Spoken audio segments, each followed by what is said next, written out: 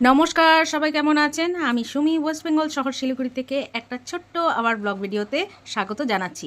তবে আজকে টিফিনের ব্লগ। তবে এই ব্লগটা শুরু হওয়ার আগে যদি একটু আমাকে লাইক করে দেন, আর যদি রেসিপিটা ভালো লাগে তাহলে একটু যদি আমাকে ভিডিও শেষে সাবস্ক্রাইব করে দেন তাহলে বড্ড উপকৃত হব। কেননা নিম্ন মধ্যবিত্ত ফ্যামিলির মানুষ আমি, তাই বুঝি মায়েদের কত অসুবিধা হয়। টিফিন মানেই তো সকালবেলা ঘুমের থেকে উঠেই আগেই চিন্তা যে বাচ্চাকে কি করে দেব।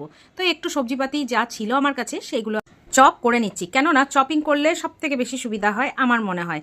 আর ওদিকে ডিম সিদ্ধও বসিয়ে দিয়েছি, ডিমটা হতে হতে এদিকের কাজগুলো এগিয়ে নিই। একটু এর মধ্যে দিয়ে দিয়েছি ধনেপাতা, একটু নুন, সামান্য পরিমাণে গোলমরিচের গুঁড়ো আর চিলি ফ্লেক্স, অরিগানো, আর তার সাথে মেয়োনিজ আর টমেটো সসটাকে তো অবশ্যই আমি অ্যাড করেছি। ডিম সিদ্ধটা হয়ে গেলে সেটাও নামিয়ে নেওয়ার পালা। আর ওদিকে আটা আগের থেকেই মেখে রেখেছিলাম। আমি বানাচ্ছি স্যান্ডউইচ ঠিক এটা ঘরোয়া একদম বাড়ির তৈরি রুটির স্যান্ডউইচ। কেননা সবসময় পাউরুটি ঘরে মজুত নাও থাকতে পারে।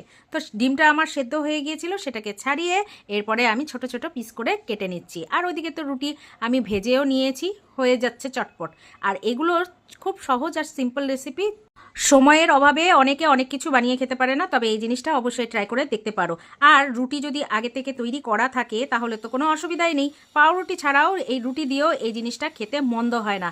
আর বাচ্চাদেরকে স্বাস্থ্যকর হেলদির মধ্যে অপশনের মধ্যে এগুলো তো আমরা মায়েরা বেছেই নিতে পারি। কেননা এইগুলোর সাহায্যে বাচ্চারা মনটাও ভালো থাকে আর পুরো ওরা খেয়ে নেয়। আর এদিকে রুটির মধ্যে আমি এইটা দিয়ে মিশ্রণটাকে দিয়ে ভালো করে আর একটু বেশি বেশি করে দিয়ে বাটার ব্রাশ করে বসিয়ে দিলাম তাওয়াতে। তবে আমার ব্রাশটা ভেঙে গিয়েছে জন্য আমি হাত দিয়েই বাটারটা দিচ্ছিলাম।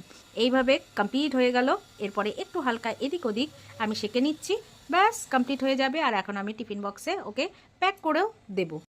ও স্কুলে চলে যাওয়ার পরে অনেকটা কাজ হালকা। তারপরে আমাদের জলখাবারের যতটা পরিমাণ আমি বানিয়েছি আমাদের হয়ে যাবে। কেননা এই একই রকম জলখাবার আমরাও একসাথেই খাই।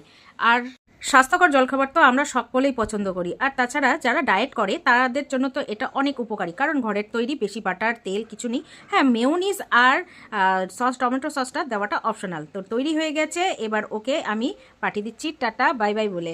আর এদিকে ও চলে যাওয়ার পরে হাজব্যান্ড স্নান করতে চলে গিয়েছে। আমিও অনেকটা কাজ শেষ করে এবার আবার চলে এলাম নিজেদের জন্য বানাতে। তবে ওকে দুটো রুটি বানিয়ে দিয়েছিলাম, দুটোকে মাঝখান থেকে 50-50 করে দিয়েছি, মানে কেটে আমি ওকে দিয়েছি যাতে ওর সুবিধা হয়। কিন্তু আমাদেরগুলো আর কাটবো না, আমাদের এইভাবে করেই দেব।